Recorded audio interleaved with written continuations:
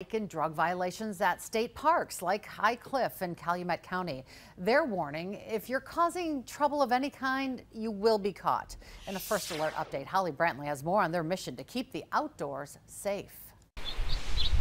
Sunny skies, open water, amazing views. It's a perfect time to be at Wisconsin state parks like High Cliff. High Cliff is a safe, family-friendly experience, and we want to keep it that way. Lieutenant Chris Shea is with the DNR Division of Law Enforcement. He says most park visitors are good patrons, but this summer he's already concerned about a high number of drug arrests. So far this year, we've had violations encountered with methamphetamine, cocaine, marijuana, illegal prescription pills, inhalants. Wardens say it's not just drug violations, they're also seeing other issues dealing with alcohol and even weapons. This year our kind of shenanigans, if you want to call that, in the parks seems to be kind of starting off full throttle. Warden Josh Weidenhoft oversees parts of Sheboygan, Fond du Lac County, and the Kettle Moraine State Forest. He says this season he's already seen it all. Like we just spoke about somebody who was target shooting on state land. We responded and heard him shooting,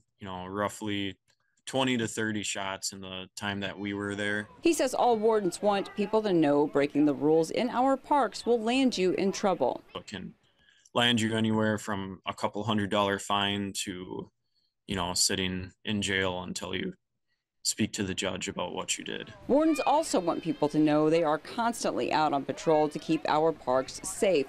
If you see something suspicious, they want to hear from you. We have a phenomenal state that has phenomenal resources and just great opportunities. Holly Brantley, Action 2 News.